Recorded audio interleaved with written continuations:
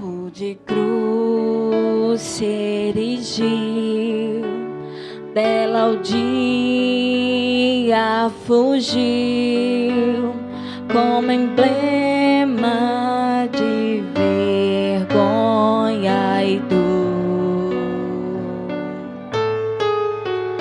Mas contemplo esta cruz, porque nela Jesus deu a vida por mim, pecador. Sim, eu amo a mensagem da cruz, até morrer eu a vou proclamar. Levarei eu também minha cruz, até por uma coroa trocar. Desde a glória dos céus, o Cordeiro de Deus ao Calvário humilhante baixou. Essa cruz tem pra mim atrativos sem fim, porque nela Jesus me salvou. Sim, eu amo a mensagem da cruz, até morrer eu a vou proclamar. Levarei eu também minha cruz, até por uma coroa trocar.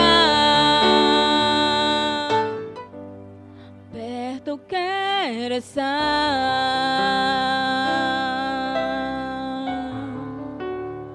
junto aos teus pés,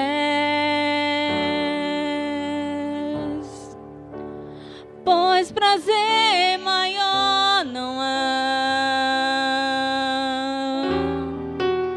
que me render e te adorar.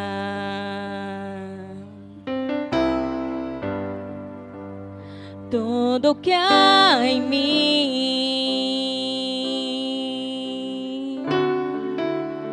quero te ofertar, mas ainda é pouco, eu sei, se comparado ao que ganhei. Não sou apenas servo, teu amigo me tornei. Te louvarei, não importam as circunstâncias,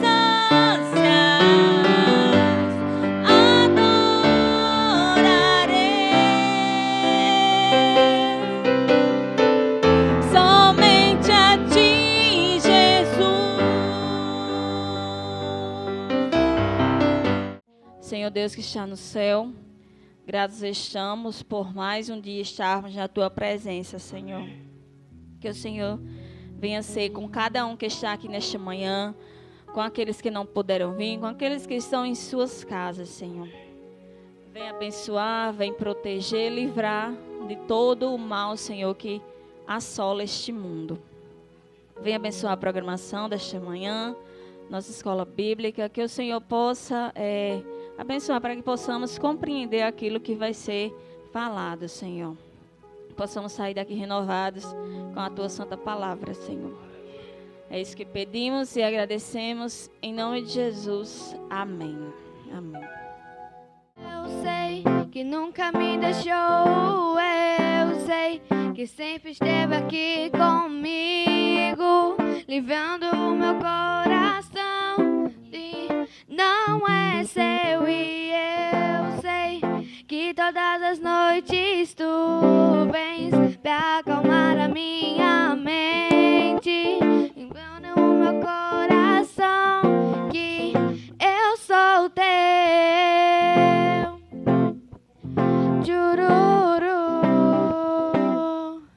chururu.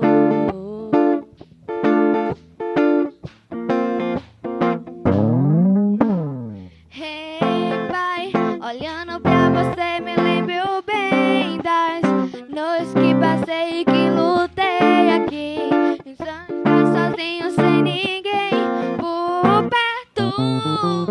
E eu, mesmo tão sozinho, não desanimei, pois sabia que cuidaria de mim mesmo sem eu merecer.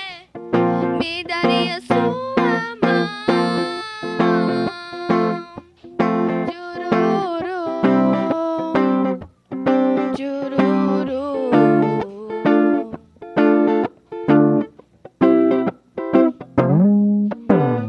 Eu sei que nunca me deixou, eu sei que sempre esteve aqui comigo, livrando o meu coração do que não é seu. E eu sei que todas as noites tu vens pra acalmar a minha mente, e pondo no meu coração que eu sou teu. Chururu, chururu.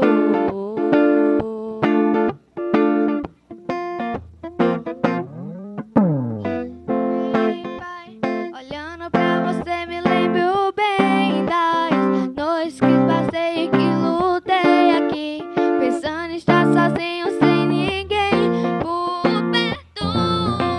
E eu, mesmo tão sozinho, não desanimei, pois sabia que cuidaria de mim mesmo sem eu merecer. Me daria sua mão. Chururu, chururu.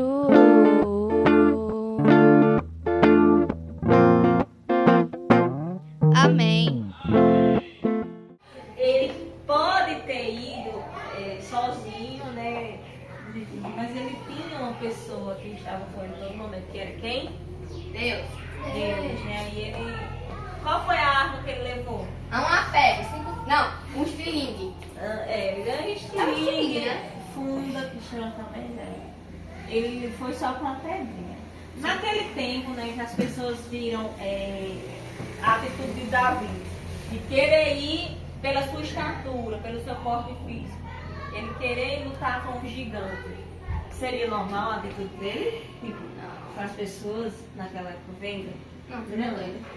Por quê? Porque dizer, ele é louco, como é que um menino desse tamanho, magrinho desse jeito, lutar contra o gigante vai fazer o que com ele?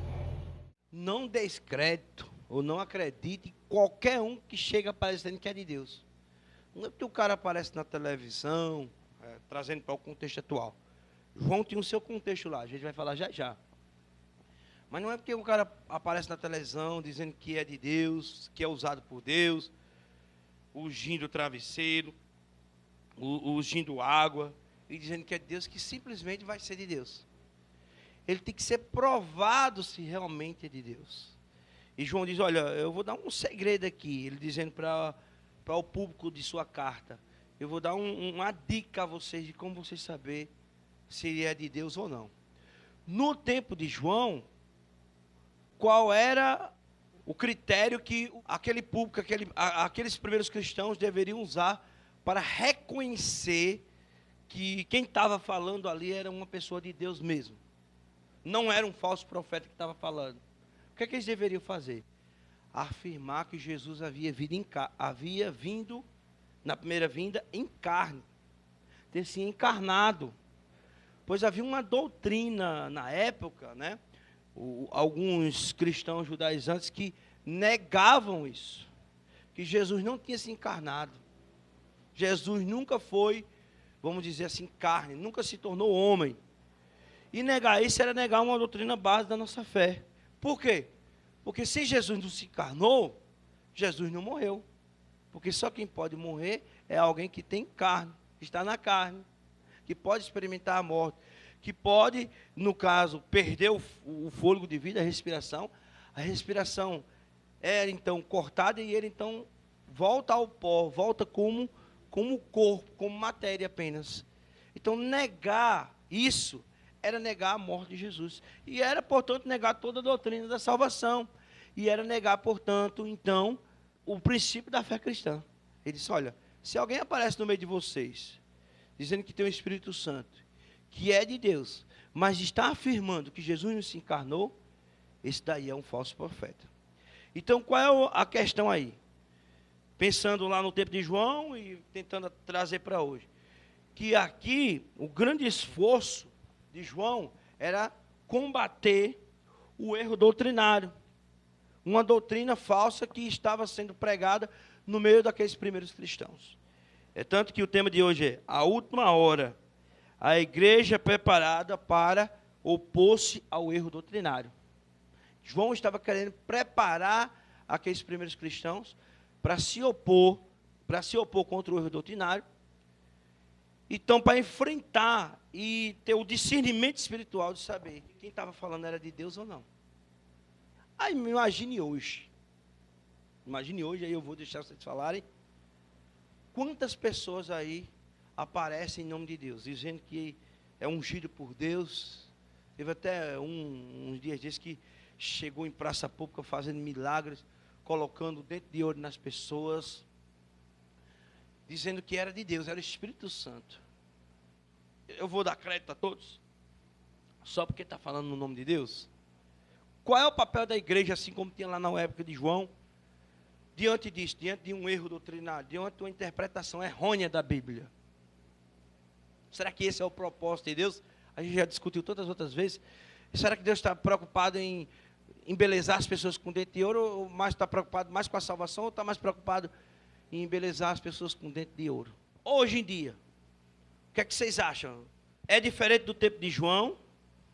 Hoje em dia, aumentou o número de pessoas que se dizem usadas por Deus, que se dizem ungidas por Deus, que se dizem que, ou fazendo algo que diz que é enviado por Deus pelo Espírito Santo.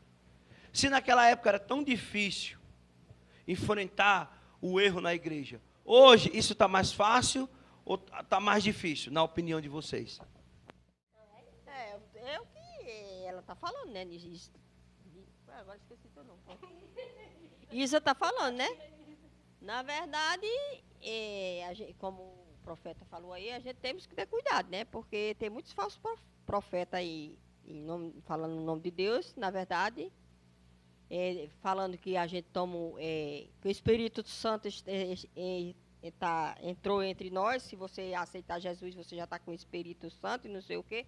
E começa a fazer, tipo, milagres, como eles falam, mas aí, como ele falou, a gente tem que ter esse cuidado, que nem tudo vem de Deus, né? A palavra de Deus diz, nem todos aqueles que dizem Senhor, Senhor, entrarão no reino dos céus, né? A gente tem que ter cuidado com isso aí, porque muitas pessoas, faz profeta, usando o nome de Deus para, na verdade, é um comércio, né? Tem muitas placas de igreja aí que está sendo comércio, né? Então, pregando não é o evangelho, mas sim prosperidade, né? Ungindo, como falou aí, óleo, essas coisas, uma água benta, e não sei o que. Você dá tanto, amanhã você vai ter tanto, na sua conta vai estar gorda, e não sei o que. A gente tem que ter cuidado com essas coisas, né? Porque nem tudo vem de Deus, né? Diz assim, depositando que você vai ter uma casa, um carro, essas coisas. Você quer ser rico, você quer ter uma vida melhor, você quer que ser abençoado, você dê tanto, que aí você vai ricar do dia para a noite. Não, isso não existe. Se a pessoa não trabalhar em ter fé em Deus, não tem não, né? Porque muitos querem, acreditam. As igrejas são cheias, porque muitos acham que o Espírito Santo é assim, por aí. Não é? A gente aprende que não é bem por aí, não, né? A ilusão. Eu conheço várias pessoas que já foram nessa ilusão. E, infelizmente, acabou na ruína, né? Porque Deus não quer que seu filho tenha uma vida medíocre, né? Claro que Deus não vai querer tirar tudo de você para você ficar, fazer aquela história da miséria, passando necessidade junto com sua família. Deus quer para você o melhor. Eu acredito assim porque a gente vê nas televisão, né, aquelas igrejas, que um tempo eu assisti, aí falando, e chegou na frente falando, né, que não tinha nada. Aí ele aceitou nessa igreja, de repente esse homem enricou. Não tinha um carro, aí de repente já tinha 4 carros, já tinha não sei o quê. Eu acredito que isso é uma mentira. Como é que a pessoa vai para uma igreja, aí de repente enrica? Assim, não. Deus dá aquela coragem e aquela benção para a gente trabalhar e vai arrumando aos poucos. E ele vai abençoando. Agora comparação, eu entro nessa igreja hoje. Aí amanhã depois eu já estou rica. Eu não acredito nisso não, Gilvan. E tem uma questão aí, é como se a palavra de Deus fosse uma palavra de prosperidade, ou seja, voltada para as questões materiais. Já até estudou a lição de Eclesiastes, a gente viu que essa não é a preocupação de Deus. A preocupação de Deus é com a nossa salvação, com as coisas eternas. Não é com as coisas que a gente até falou no dia do culto de ação de graça, né? Que se encerra no ciclo de vida do homem debaixo do sol. 70 anos, como diz o Salmo 90, e 80, se tiver mais vigor. Não é nisso que deve estar baseada a nossa fé. A nossa fé deve estar baseada em outro plano, que vai para além dessa vida material, né? Essa vida desse ciclo que se encerra debaixo do sol. Então, essa é a preocupação. Então, assim, se eu pôr alguns erros, e são erros modernos, né? João lá no Novo Testamento aqui teve os seus conflitos, né? Aqui estava falando exatamente das pessoas que negavam a divindade de Cristo, também negavam a sua encarnação. Eles eram chamados por isso de anticristo. O que é um anti? O anti é o contrário, que era o contrário a Cristo. As pessoas pensam muito no anticristo como uma figura popular, famosa, pop do mundo, que vai chegar aqui, vamos dizer assim, fazendo mal para a humanidade, né? Mas o anticristo é qualquer um que se opõe a Cristo, que negue sua divindade. E João deixa muito claro em 1 João, por exemplo, uma pessoa que nega a divindade de Cristo não pode ser um cristão, ele é um anticristão, é um anticristo. Os anticristos são os falsos profetas, não é uma pessoa específica, é qualquer um que nega a divindade de Cristo, que nega o plano da salvação de Cristo, da encarnação de Cristo. Esse é o verdadeiro anticristo. Então, qualquer um que se opõe a isso, a essa obra, é um anticristo, é um anticristão. Existiam os cristãos, que eram pequenos cristos, foram chamados lá em Atos, porque o nome de Cristo estava constantemente nos seus lábios. E eles viviam e eles reproduziam na sua vida os atos de Jesus, de Cristo. E chamaram ele de cristãos. E o anticristo é o que se opõe a Cristo, o que é contrário a Cristo. Então, nesse sentido, como é que eu posso ter comunhão com o Pai? Aqui tinham muitos judaizantes, dentro aí dos primeiros cristãos, que negavam a divindade de Jesus, porque só aceitavam o Pai. E João está dizendo aqui, não, só podemos ter comunhão com o Pai se tivermos comunhão com Jesus. Por quê? Porque quem vê o Filho, vê o Pai. Quem vê o Pai, vê o Filho. Eu e o Pai somos um, disse Jesus. Então, a unção do Espírito Santo reafirma, então, portanto, a união, a comunhão do Pai com o Filho. E aqueles não podiam, é fácil vocês reconhecerem que esses que estão falando aí, esses anticristãos aí, que estão falando contra Cristo, que eles não são de Deus. Apesar de falar do Pai, mas eles não são de Deus. Por quê? Porque eles são contra, eles se opõem à comunhão do Pai com o Filho. Para ser cristão, um dos sinais, uma das marcas do verdadeiro cristão é reconhecer essa comunhão, que o Pai e o Filho é um. Amém? Existem igrejas por aí também que negam Jesus como Salvador e Senhor, como Deus, como Verbo, que se fez carne, que habitou entre nós. Tem gente que pega esse mesmo texto, pessoas hoje que chegam nas casas ensinando doutrinas, nós não vamos citar nomes, não é por questão de ética, dizendo que Jesus não é Deus. Que aquele versículo de João que se fez carne. Então, o mesmo problema que João enfrentava naquela época, nós enfrentamos hoje também. E aí, isso descamba para várias outras questões que vocês já falaram essa manhã, de erros doutrinários, né? Com certeza. Aí eu acredito assim, porque quem muita gente diz, eu estou doente, eu vou para aquela igreja. Eu vou para aquela igreja porque eu vou ser curado. Não, por isso a gente precisa ter muita fé. Vendo todos esses exemplos, aí lá no começo foi feita uma pergunta, né? Qual era o sinal que os cristãos tinham que saber que uma pessoa estava sendo um falso Cristo, né? Para sendo um falso profeta. E hoje fica a mesma pergunta para nós, né? E vocês já responderam de diversas maneiras. Mas fica mais fácil ainda a gente saber hoje, porque as igrejas, elas vão em cima, a maioria delas, né? Vão em cima da necessidade das pessoas. Vamos supor, se você está doente, você quer a cura. Então você não vai procurar aquela igreja que está pregando outra coisa, e sim que ali tem a cura, né? Exatamente. Eles têm uma forma de maquiar o evangelho e ser um anticristo e você acabar sendo enganado, porque você está necessitando de aquilo. Mas, na verdade, se você está doente, você tem que procurar a salvação. Porque se for da vontade de Deus você não ser curado, mas você vai ter a salvação. Outra coisa, se você está endividado, você vai procurar cura? Não, você vai procurar uma condição financeira melhor. É o que mais tem igreja pregando prosperidade. Ou seja, então hoje para nós, como a gente saber se uma pessoa está sendo um falso profeta? Se ele não chegar para você, em momento algum, pregando sobre salvação. Se uma igreja pregar, ou se um irmão chegar para você, falando primeiramente de prosperidade, falando primeiramente de outra coisa, que não seja salvação, para hoje a nossa realidade, essa pessoa ele é um anticristo. Né? Invertendo, né, Naldinho, a ordem das coisas, a ordem da palavra de Deus, que a preocupação de Deus está na Bíblia, e aí estudar a Bíblia, o conhecimento de Deus, das doutrinas apostólicas, que a gente vai falar um pouquinho, né? Vamos resumir isso que você falou, a salvação na doutrina dos apóstolos. Eles pegaram o evangelho do arrependimento, da salvação, as pessoas se arrependiam e eram batizadas.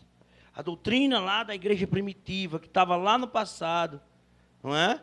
Esse sim, e você não tem um respaldo, apesar que eles vão usar o Velho Testamento muitas vezes, daquilo que os convém, eles usam o Velho Testamento para justificar a questão de prosperidade material, e a gente sabe que muitos daqueles personagens eram uma consequência, eles viviam numa situação, numa época em que as tribos eram prósperas, as tribos de Israel, como Salomão, como José, mas Cristo já viveu em outra época.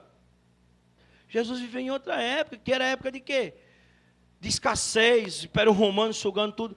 E ali, a mensagem do Evangelho continuava sendo pregada, mesmo no meio da pobreza. Jesus nasceu entre pessoas pobres. Jesus até o jumento tomou emprestado, não foi? Para entrar em Jerusalém, no dia lá da entrada triunfal. Ele não entrou no cavalo, como a maioria dos reis da época entravam. O interessante é que Jesus, ele sabia tanto que futuramente isso ia ser um assunto tão frisado para enganar as pessoas, que se imagine se Jesus entra numa carroça bonita, aí que as pessoas iam frisar que o evangelho teria que ser voltado à prosperidade. É tão tal que Jesus ele veio da forma mais simples possível para que essa imagem não ficasse clara, que a prosperidade viesse vinculada à salvação. Desde o princípio de tudo, Jesus ele sempre frisa sobre arrependimento e salvação. Em momento algum ele deixa claro que prosperidade é essencial para a sua salvação. Jamais. Prosperidade é base do evangelho. Pelo contrário, né? Ele dá o exemplo do jovem rico, né? Que é mais fácil um camelo passar no fundo de uma agulha do que um rico entrar no reino dos céus. Não que ele não tenha oportunidade, mas ele está dizendo que quando a pessoa é apegada àquilo e vive em função daquilo, e que não consegue se desprender, tem mais dificuldade, né? De abraçar o evangelho da salvação. Porque ele está deixando de viver em função daquilo que lhe traz satisfação momentânea, o dinheiro, para viver em função de um outro plano, o do plano espiritual. Não é? Isso que Naldinho falou aqui. Eu consegui fazer uma ponte com o problema que João estava enfrentando naquelas igrejas ali. Do anticristo, falso cristão, falso profeta. É o seguinte: da mesma sorte que os judeus não aceitavam que um Deus poderia assumir uma forma humana, porque seria algo assim, frágil demais, uma forma decaída demais, um Deus se incorporar numa carne, que seria algo assim, baixo, nivelar Deus por baixo. Do mesmo jeito que era difícil essa compreensão, para muitos hoje é difícil compreender que o dono da prata e do ouro, que é Jesus, pode ter sido pobre. Então nós estamos vivendo aí algo que João viveu. Só que no caso de João, em relação à matéria, pobreza de matéria, né? De forma. Um Deus de forma espiritual assumir a forma humana. E o outro de pobreza financeira. Trocando em miúdos, a decadência, acho que eu cheguei com a palavra. Era decadente pensar num Deus espiritual para assumir uma forma que ele chama forma de corrupção.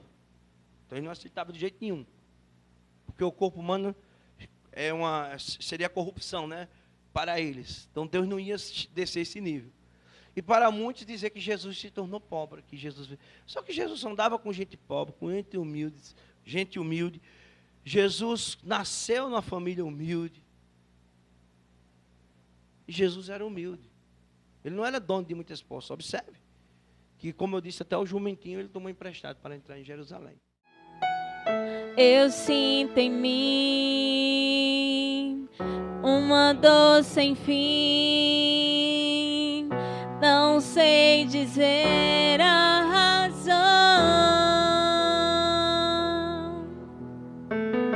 Consigo ainda, Jesus, buscar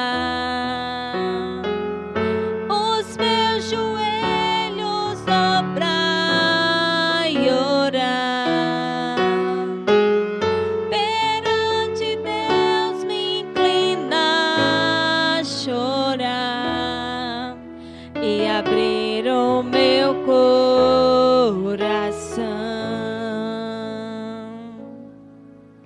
E abrir o meu coração.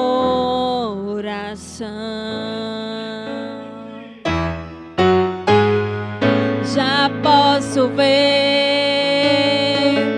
o sol brilhar, o vento, a paz vem soprar, sem hesitar, irei sair, de meu Jesus vou falar. Sou mensageiro do Rei Senhor, sou testemunha do seu amor ao mundo.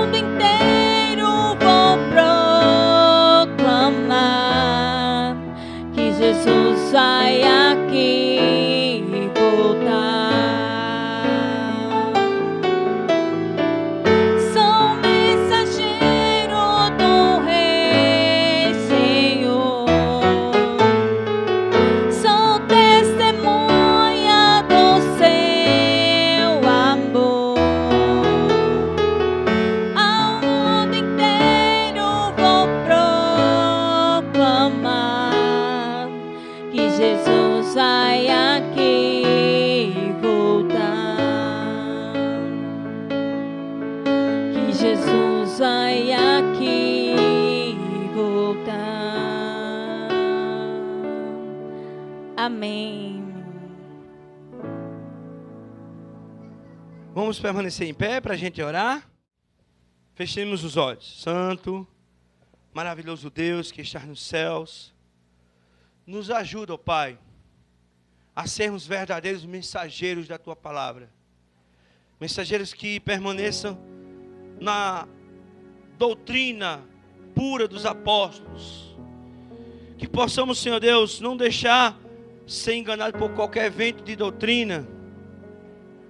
Não é porque as pessoas às vezes vêm no Teu nome, ou falam em Teu nome, ou em nome da Tua palavra, que nós devemos assim acreditar em tudo, sem filtrar.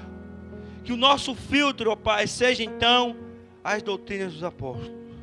Que no nosso combo espiritual, para não se enganar, para permanecer leal a essa doutrina, que nosso combo espiritual de oração, de estudo da palavra, de testemunho, Senhor, seja aquilo que realmente venha nos aproximar cada vez mais dessa maravilhosa doutrina, desses maravilhosos ensinos apostólicos. Para que o erro não se instaure, para que o erro não confunda as pessoas, não confunda a tua igreja e não confunda os irmãos. É isso que nós oramos, Senhor, pedindo uma bênção especial sobre todas aquelas pessoas que moram lá no Rio Grande do Sul esta manhã, que talvez, ó Pai, sofrem, alguns irmãos que estão lá, que têm parentes e amigos também, que o Senhor esteja protegendo cada um deles, ó Deus. Vem se fazer presente também agora, no momento do ofertório, do dízimo de oferta. Pela gratidão, pela expressão de gratidão de cada um que vem trazer a salva, Senhor Deus, aquilo que o Senhor já tem concedido a elas. Que o Senhor vem trazendo bênçãos, trazendo prosperidade à vida de cada um, não só no sentido material, mas também espiritual, Senhor Deus. Menos orgulho, mais altruísmo, ó Pai, mais voluntarialismo, mais espírito de colaboração, mais espírito de entrega, ó Deus, para que possa permanecer firme também na Tua sã doutrina. É isso que nós oramos, em nome de Jesus. Amém. Tudo Cristo a Ti entrego, tudo sim por Ti darei. Resoluto, mas submisso, sempre, sempre servirei. Bom dia. Qual foi a nossa historinha de hoje? Noé. Noé construiu o quê? Uma arca. Aí o que foi que aconteceu? Veio um dilúvio, uma grande tempestade. Quantos dias e quantas noites? Isso.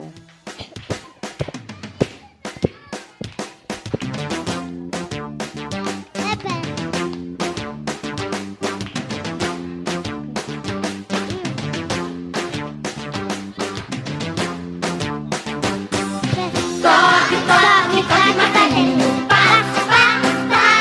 Noé construiu a arca, mas o povo não quis entrar. Toque, toque, toque, martelinho, pá, pá, pá. O povo estava gritando e a chuva caindo, chuá, chuá. Dentro da arca canta o passarinho que do céu surgiu. É piu, piu, piu, é piu, piu, piu, é piu, piu, piu, piu, piu. É piu, piu, piu, é piu, piu, piu, é piu, piu, piu, piu, piu. Então um pato e uma pata, então um gato e uma gata. Então um galo e uma galinha carijó. E o cabrito comilão trouxe a cabrita pela mão. Porque na arca era o lugar de salvação. Porque na arca era o lugar de salvação. Toque, toque, toque, martelinho, pá, pá, pá. Noé construiu a arca, mas o povo não quis entrar. Toque, toque, toque, martelinho, pá, pá, pá. O povo estava gritando e a chuva caindo, chuá, chuá. E dentro da arca canta o passarinho que do céu surgiu. É piu, piu, piu, é piu, piu, piu, é piu, piu, piu.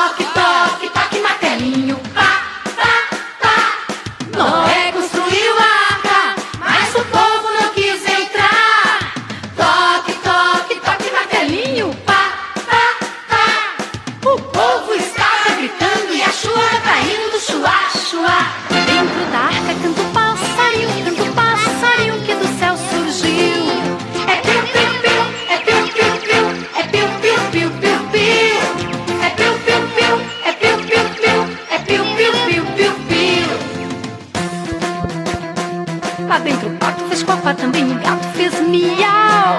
Os passarinhos cantavam sem parar, e o cabrito com milão acorda todos com o pé.